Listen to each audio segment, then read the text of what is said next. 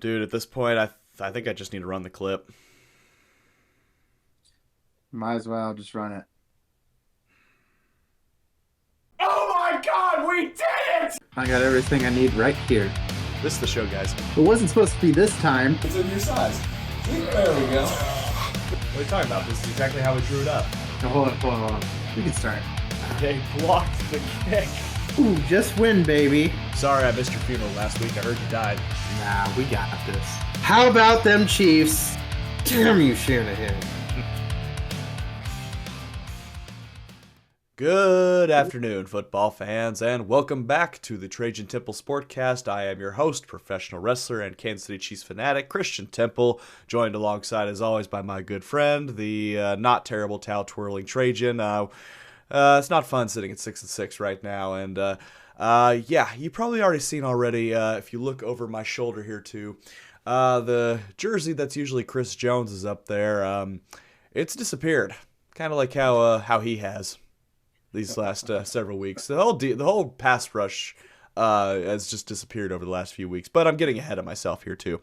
How was your Thanksgiving, Trajan? It was good. All things considered, it was a good Thanksgiving. Plenty of food, plenty of family, no work. Can't complain about that. No, yep. Can't complain. But I got to rub it in the Chiefs loss for a few days. For a couple days, yep. Yeah. That's about it. How was yours? Well, I guess I'll just go through the whole trip here too. So, yes, as I mentioned the last episode, my wife and I were able to go down to Dallas. We went to the World Aquarium. We checked out what was called Meow Wolf, which was a lot of fun. We also went to a football game. Nowhere special, just AT&T Stadium to see the Chiefs take on the Dallas Cowboys. And I guess I'll just go ahead and lock it in right here too. Welcome to part 1 of 2, at least for this episode of I Don't Want to Talk About It. And as you can see right here, that was the result of that said football game at AT&T Stadium. The Chiefs go into Dallas and fall by a final score of 31-28. So I'll just talk about at least my experience at first too. I had fun. Hanging out at in Jerry World. I will never complain about the cost of Arrowhead parking ever again. This game was easily one of the most expensive tickets I've ever bought ever for a football game, but I kind of knew that going in. You know, it's an event when you go to a Dallas Cowboys football game, and apparently it was a big TV event too. This shattered the record for most watched regular season game. Over 57 million people watched this particular game. So, for all the hate the Chiefs and the Cowboys get, for some reason people just still enjoy watching them, which is just weird to me. You think as much as the people hate these teams, they just wouldn't want to watch them at all. But you know, I guess it's just one of those two. It's just watch the animals beat each other up. I guess just cruelty at this point. I mean, it's a win-win. One team has to lose. There you go. Guess you can look at it that way, right? So. Well, it was a great start. A great start. Chiefs win the toss. They defer. The Dallas Cowboys start with the ball. Jalen Watson gets an interception right off the bat. Chiefs go down 2 plays later. Rashee Rice gets a touchdown. Dallas gets the ball back. They go down the field. They tie it up. Chiefs get the ball back. They go down, and they score on a 4th down catch to Travis Kelce in the back of the end zone. Was awesome seeing that. And then it seems like the Chiefs just went into shutdown mode. They just fell asleep until the 4th quarter when it was in a dire need and everything. Mahomes, 4 touchdowns in this game, 260 yards, 23 completions out of 34 attempts. Kareem Hunt was our leading rusher, 14 carries, only 58 yards. Yippee. Javonte Williams, Malik Davis, Kevontae Turpin rushed over 137 combined yards against our defense, which was completely ineffective as far as a pass rush is concerned. And I know everyone is waiting for me to go off about the officiating in this game. And I am just going to say the same thing I said whenever the Chiefs got the so-called beneficial calls. When you are not disciplined and you're getting called for flags, you got to look inward on yourself. And I've said this for beginning of the year. This is easily the most undisciplined Chiefs team I've seen in the last few years. So you're not going to get that satisfaction of me saying the game was rigged or the officials had it out for the Chiefs. You're just not going to get that from me because that's the reality. They had plenty of plays to take advantage. Just like all the other teams in the past, had plenty of plays to take advantage against Kansas City. So, the Chiefs go down by 10. They have a chance to get within one score. They do. They also have an opportunity to stop them and get the ball back. They don't. A couple key penalties there towards the end. Kept it where the Dallas Cowboys could get back or could hold on to the ball and run the clock out. So hats off to the Dallas Cowboys. That was a hard-earned win at home for them. And yeah, no two ways about it. Kansas City's back's against the wall. That's just the reality. So who's most at fault for this season? Because you got playmakers. The defense is mostly the defense from last year. Mm-hmm. The offense, I mean, you got your weapons back. Mm-hmm. Healthy. Yep. Who's at fault here? I think multiple things can be true. I think the scheming from the offensive coordinator and from Andy Reid has been shoddy. I think whoever the defensive line coach is for Spags is not doing what he's supposed to be doing, because obviously he's lost that room. Because what happened to George Karlaftis? He ended the season last year acting like he was ready to break out, and he's been a ghost this entire time. Nick Bolton, which is why he already signed his contract. He got extended already too. So just like Jones getting extended, Karlaftis getting extended, they both fell off. The one that didn't, Bolton got extended, and he's actually been like the heart and soul of our defense for the most part this year. Multiple things can be true, and multiple people can be at fault. And that's the deal. They know what needs to be done. They have to do it. That's the only thing. It's like I don't think they're just scratching their heads like, well, we've tried everything. I don't think they have. I think they are playing, in over their heads. They just need to get back to basics and not overcomplicate things. And that's just what it's been. When you overcomplicate things, little mistakes happen. And people were giving Kelsey crap for this too, but I 100% agree with him. They are a few key plays away from being close to a number 1 seed. Like, that's how close these games have been. Like, you're 1 or 2 key plays away from a win or a loss in most instances. But when you have drives where you're behind the chains and you're trying to claw your way back in, it's not good. I mean, yes, Mahomes is great. He's been great this year. He's like still towards the top of most passing yards in the whole league. He's doing everything he possibly can, but at the same time, what do you all say? It's a team sport. It can't just be one person. It can't just be one person, as we're about to find out here in another game we're about to talk about. So, but yeah, disappointing loss on the road, and I'm never gonna stop supporting my team, but man, my optimism for this coming Sunday night is it's not too high right now. So, but before we get into that, should I even run that? Yeah, I'm gonna run it again. Here it is. Welcome to the part 2 of I Don't Want to Talk About It. So let's hand the microphone off to Trajan for the other incident that happened on during this week's slate of games. So I don't know about your editing skills, but could you put Aaron Rodgers' bloodied nose face on the guy that's about to bring the... Unfortunately, my editing skills are not up to that kind of standard, so... Because I'm sure he feels like it. Mm-hmm.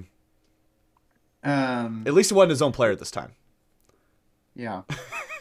So this this game here, I gave Temple a lot of crap going into it, Mm-hmm. which he said, "Oh, just wait, you have another game coming up here soon." And I said, "No, I know we're gonna get destroyed.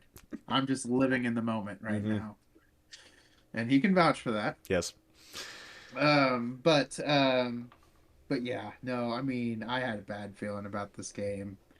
Bills for the last few years have had our number, just like most teams have that are good. Started out, I mean, the first half, I mean, we did our job. I Mm-hmm. mean, offense could have done more, but I mean, we were holding a good Bills offense to 3 points. Forced a We got, turnover. yeah, forced a turnover, picked off Josh Allen. I mean, it was looking pretty good. But then the second half happens, Mm-hmm. and holy cow. Aaron Rodgers. I mean, our offensive line sucks right now. And then Broderick Jones, he goes out. He's out for the season. I couldn't relate. Yeah. Yeah. I couldn't possibly relate to that. Oh, yeah. 4 Super Bowls in the last 5 years. I don't want to hear any pity from you. Anyways, so blindside tackle, Mm-hmm. sack, full body weight, which I guess is not a penalty, but only on certain players of the league.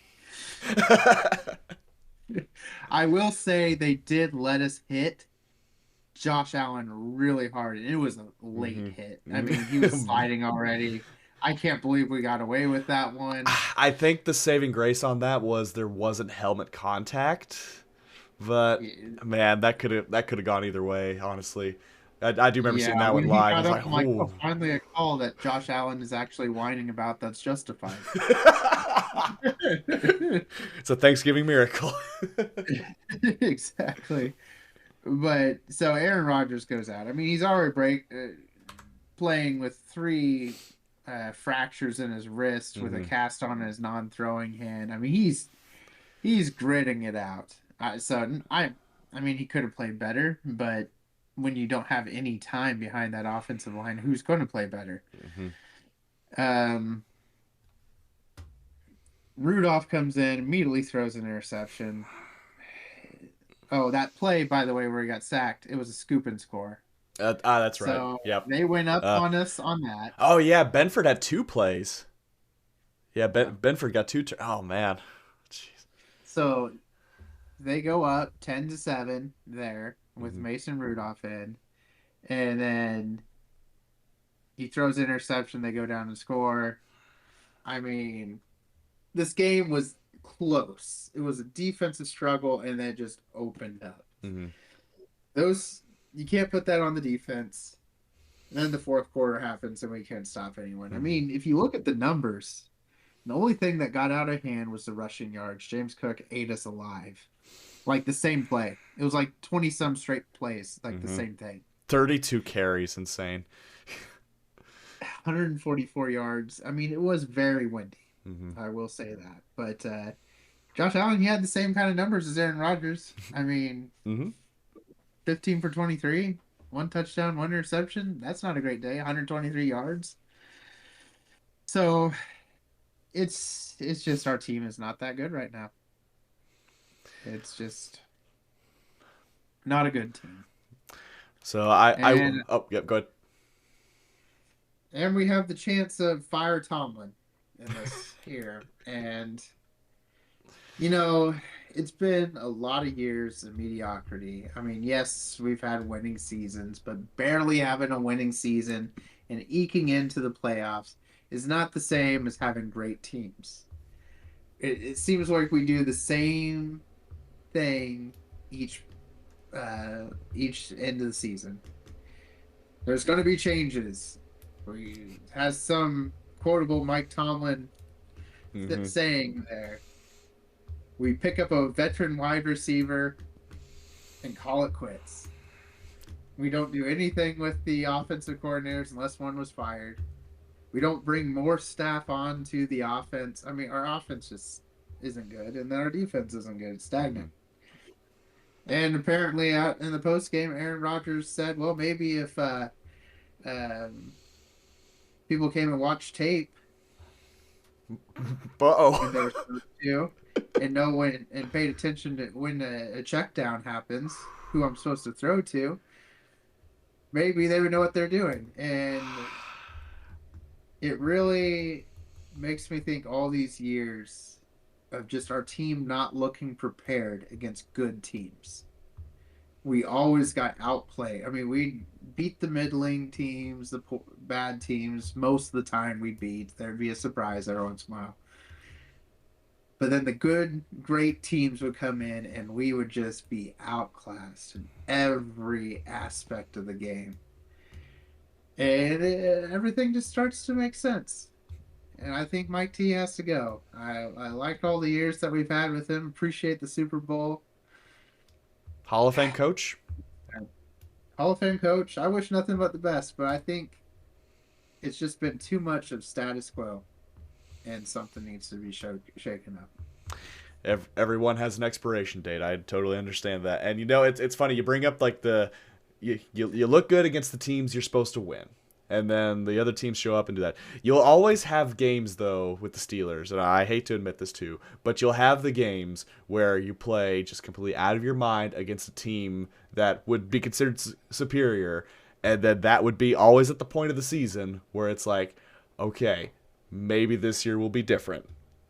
You know, And then what happens inevitably, maybe not always next week, but within next week or 2 weeks, here comes an opponent where you should just absolutely stomp the hell out of and just lay an egg. And it's hard to explain.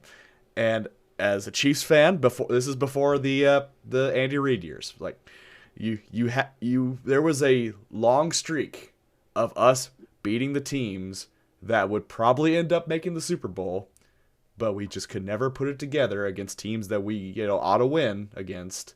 And we would either, sneak into the playoffs, or we would just be just on the outside looking in constantly. So, yeah, and maybe it's time for the organization to look inward or maybe not look. That's bad phrasing. God forbid you don't need Arthur Smith to be your new head coach. Maybe it's time to look outward. Look inward at the problems, look outward for solutions. Maybe that's what I'm trying to say here too. And just see how it goes. Now, does the question become, are you okay with a losing season and potentially setting up for a decent draft pick next year? see, I'm never okay with tanking. I don't think that works well for teams. It I mean, rarely does. it rarely does because you build a culture of it's okay to lose. Mm-hmm. And no one wants to play for that team that's okay to lose. And so I think that's where a lot of these bad teams get that cycle, like Mm-hmm. the Browns. I mean, they're Yep. constantly, oh, we're getting top draft picks out of it. We're getting a better team. Well, you're okay with losing, and everyone associates you with being a loser. Anyone can acquire a top draft pick, but it all Yeah. depends on the supporting cast that's around them and the coaching Yeah. staff. So this will be a conversation for another day. But if Pittsburgh does pull the trigger on Tomlin, let him go. And like, this is not something you have to answer now. Who do you think would be a good candidate to step up, whether it be in the pro ranks or maybe even college? Maybe here's some new ideas there too. So maybe that's something to think about for a future time. But do you think they go with someone that's been established in the league, or they go? This is going to be a terrible example. The Cliff Kingsbury route, maybe find a coach in the college ranks that might bring fresh ideas to the pro I stage. think college is just too different, but I think we need to get a young guy. I mean, honestly, the coach that I wish we had is the Bears coach right now. Ben Johnson. Yep. Yep. And I mean, I liked him when he was with his old team. Mm-hmm. I thought he would be a great pickup, but I mean, we have Mike Tomlin. I think the best bet for us, if Tomlin is willing to do it, is trade. Absolutely. There Trade you it go. to a mutual spot We get some draft picks out of it. And, I mean, obviously not for the coach. You want to pick your coach. You don't want a losing team's coach. But yeah, no, let's get someone different. Let's bring some fresh blood in here. There you go. And then my And, second part to my question is to how much are the Rooney's going to pay Bruce Arians? No, let the past die. That's what I have to say. There you go. It's over. I had to throw that in. I'm sorry. Thanks for the memories. They were great. Get someone new. Don't get some old guy coming in. A young guy with an offensive mind, and then get a good defensive coordinator. Kind of like your situation with Spags. Mm-hmm. He doesn't have to be a young defensive coordinator. Get the guy that he was a great defensive coordinator, maybe tried being a coach, was in over his head, and just let him play. I mean, look at the Eagles. So what's his name? Fangio. I mean, he's a great defensive coordinator. He wasn't a good head coach. I mean, he was good, but decent, great. yeah. Decent. Not Matt Nagy, but he knows the defensive side, and that's what you need. A young guy that can focus just on getting the team right on the offense, scoring points, and let the old vet handle the defense. There we go. All right. Well, that moves us on to week 14. Boy, am I really excited about this one. Got Sunday Night Football. The Houston Texans are coming to town. The number one defense against an O-line that is down 3 of their starters. Great. I am just flabbergasted that we are 3.5-point favorites, and I saw a screenshot of the the NFL does their weekly previews and all that too, and then they have like the 10 final score predictions and all that too. 9 out of 10 have the Chiefs winning, and these are supposed to be analysts, like people that like study football and watch football and understand football, and 9 out of 10 had the Chiefs winning. Someone had us winning 17-15. Like, that was a weird final score. Granted, hey, I'm gonna be there watching the TV with my Derek Thomas jersey on, like I always do every single time. I'm gonna be cheering my heart out. So I may seem pessimistic here. I mean, that's just the realist in me, honestly. But when the TV's on and when the game is underway, I'm cheering just as hard as I always am. They know their back's against the wall, so they're gonna have to come out and it's cliche, but this is their Super Bowl. This really is. Like this is going to determine a lot of things for not only the playoffs but just for the rest of the season too. So it's on them. Will they make those key plays that make the difference, or are they just going to be spinning their wheels like they've done constantly this season? Well, time will tell. I think the thing that should give you hope, though, is your offensive line. That's the key. Their defensive 7 is great, and that pass rush. I mean, we saw what happened with Josh Allen. We made fun of the Bills for it. Yada yada yada, but they are getting pressure. And the hopeful thing for you guys is their offense isn't that good. So if you can make a few key plays, Mahomes plays smart, uses his legs, and take what the defense gives you, man. If there's an out route or a quick slant, take it. Your supporting cast just needs to step up. They need to make those catches because there's been a lot of drops. Yep. Even by Kelsey, on those plays that maybe get you a first down, but it was a drop, and that's going to be the key difference here. But your guys are at home. I think you guys could win this one, but it all depends if Mahomes goes out there and on the first few drives gets sacked like 4 times or holding calls. That's the deal. I'm not just worried about sacks. I'm just worried about penalties too that put him behind the chains because that's what's been killing us. So. But no, I hear what you're saying, and I agree. Yeah, and I guess on the other side of the bill, huge Divisional We're not matchup. Huge divisional matchup in the AFC North. Go ahead. Let's start out with this. We are playing the Ravens. Mm-hmm. This should be a Sunday night game, but we suck so badly. Neither team deserves this, and we're a noon game on CBS. This is just, yeah, I don't know. Lamar Jackson's health is questionable, so we'll see if he even starts. That doesn't mean anything because their backups have beat us before. They got a Pro Bowl backup. They do have I just don't know. It's this should be the game we go out and win. All the questions surrounding Mike Tomlin, Aaron Rodgers, all these guys. If they have any pride, we should mop the floor with that very hurt Baltimore Ravens team. There you go. But we're not. When It's going to be like 6-3. One of us will win. In overtime. In overtime. 3-3. We win up. Oh my gosh. Yeah, I'd probably be the most Steeler Baltimore game ever. Yeah, at least Justin Tucker's not there anymore. Which actually might not be a bad thing because usually he misses against you guys for some reason. So. Well, the last few years, but there was a time between 2010 and like 16 where it came down a lot to the last second field goal, and he nailed it. Yep, that's right. Alrighty. Well, if you enjoyed our pain and suffering this week, feel free to leave a like. We would love to hear from you down in the comments too. So what do you expect to see on this Week 14 slate of games here too?